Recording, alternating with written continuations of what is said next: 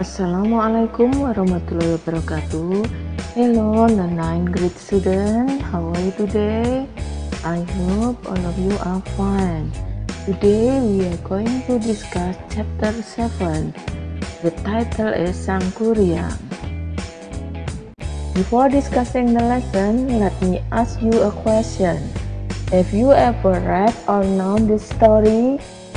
Kebalik Legend, Sangkuriang, Three Little Pigs, Pinocchio, and Cinderella? Yes, we are going to discuss narrative. Kali ini kita akan membahas mengenai teks naratif. Apa itu teks naratif? Apa fungsi sosialnya? Bagaimana struktur teksnya?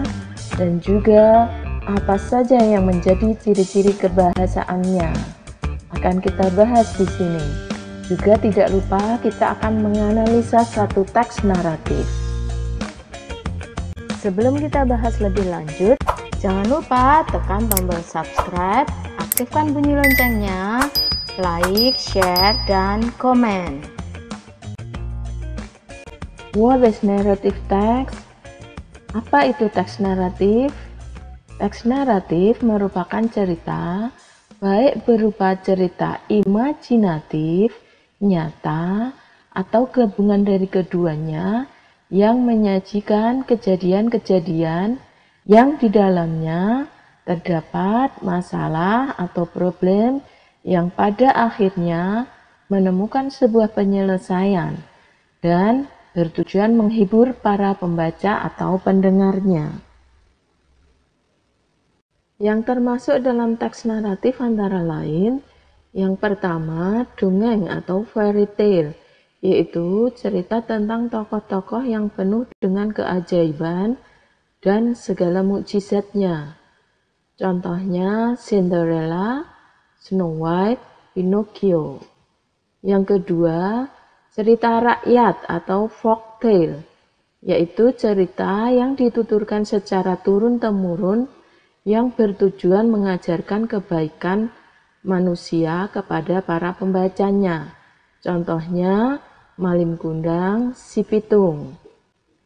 Yang ketiga, fable, yaitu cerita tentang kehidupan hewan yang berperilaku seperti manusia yang bertujuan menyampaikan pesan moral untuk pembacanya. Contohnya, The Three Little Pigs, Goldilocks and the Three Bears. Yang keempat, mite atau myth, yaitu cerita tentang hal-hal gaib seperti cerita tentang dewa atau peri.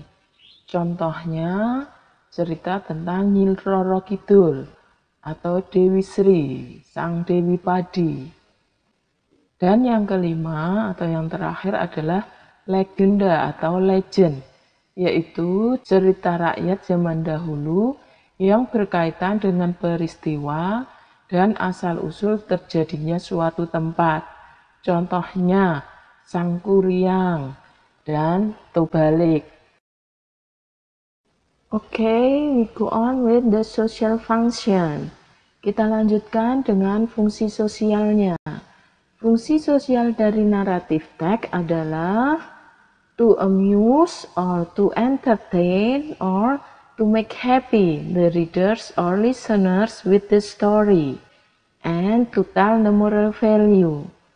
Fungsi sosial dari naratif teks antara lain untuk menghibur pembaca atau pendengarnya dan untuk menyampaikan pesan moral kepada pembaca atau pendengarnya. Selanjutnya, bagaimana susunan atau the generic structure of narrative text? Susunan dari naratif teks antara lain yang pertama, orientation, yaitu berisi pengenalan tokoh, setting, dan waktu kejadian. Di bagian ini biasanya menjawab pertanyaan who or what, when, dan where, yaitu siapa atau apa tokoh dalam cerita tersebut, kapan dan di mana kejadiannya. Yang kedua, complication or problem, yaitu bagian cerita di mana permasalahan mulai muncul dan berkembang yang melibatkan tokoh utama. Yang ketiga, resolution, yaitu bagian cerita di mana terdapat penyelesaian masalah. Dan yang keempat, reorientation, yaitu kesimpulan dari isi cerita yang sifatnya opsional. Jadi dalam naratif teks bisa ada reorientation, boleh juga tidak ada. Biasanya dalam naratif teks, complication and resolution bisa muncul lebih dari satu kali. Baiklah, untuk lebih jelasnya, mari kita ambil satu contoh teks naratif dan analisanya, yaitu cerita tentang Cinderella. Pada bagian orientation, kita temukan di bagian paragraf pertama.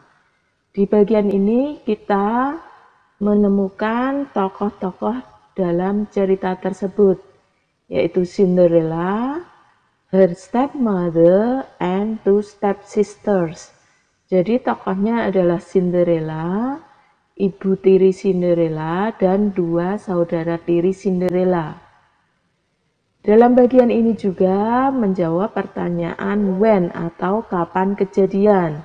Kita bisa mengambil dari kalimat once upon a time there was a young girl named Cinderella.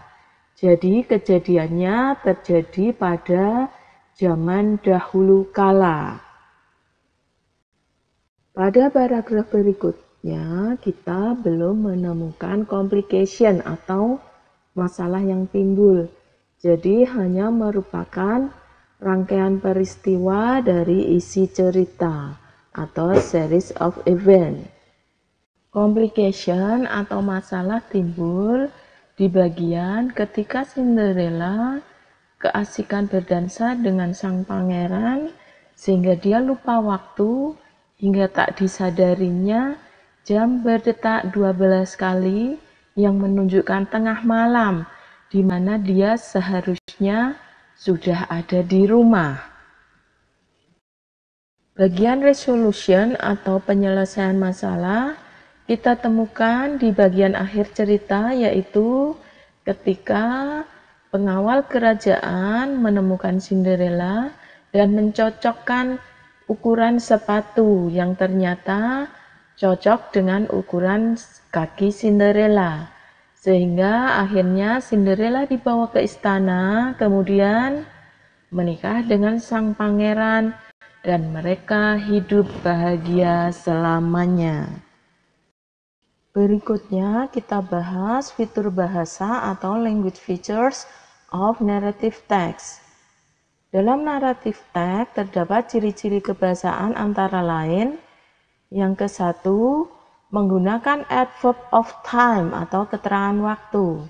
Keterangan waktu yang biasa dipakai dalam narrative text antara lain a long time ago, pada zaman dahulu, once upon a time, pada zaman dahulu kala, one day, pada suatu hari.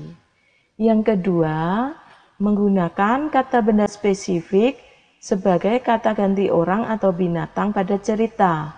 Misalnya, the king, the queen, dan lain-lain. Yang ketiga, dalam naratif teks, biasanya menggunakan kalimat simple past tense. Yang keempat, dalam naratif teks banyak kita temukan direct speech atau kalimat langsung dan juga indirect speech atau kalimat tidak langsung. Mari kita analisa sebuah teks naratif berjudul The Golden Star Fruit Tree. Dalam teks ini sengaja dibuat warna yang berbeda-beda disesuaikan dengan fitur bahasa. Yang pertama, warna merah menunjukkan adverb of time. Dalam teks ini, adverb of time yang dipakai adalah a long time ago, yang artinya pada zaman dahulu. Fitur bahasa yang kedua yaitu menggunakan kata benda spesifik sebagai kata ganti orang atau binatang yang diberi warna biru.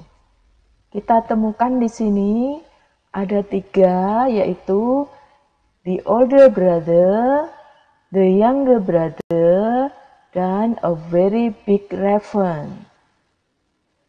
Fitur bahasa yang ketiga adalah menggunakan simple past tense yang diberi warna hijau.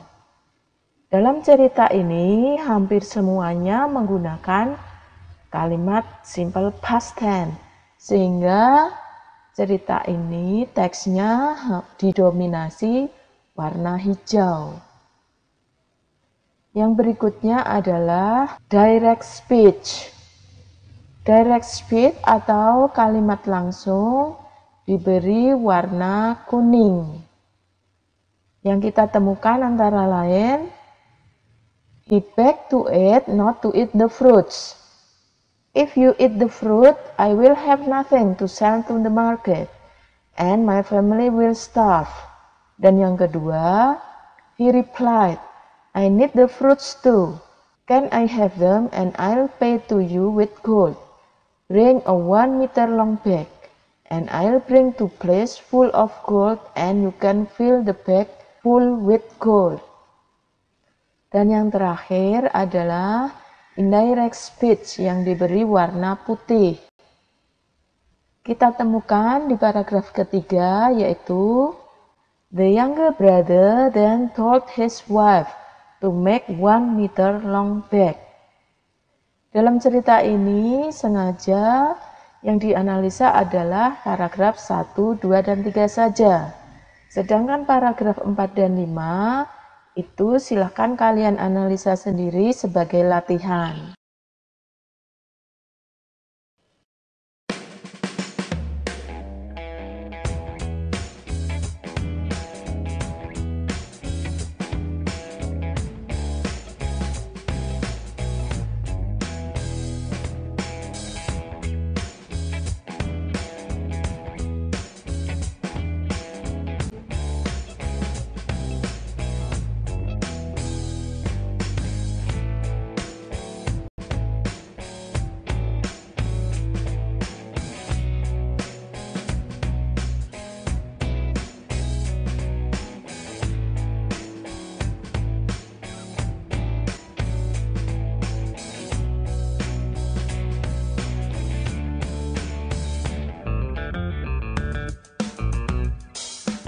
Lebih jelasnya, hasil analisa fitur bahasa dari teks naratif The Golden Star Fruit Tree adalah sebagai berikut.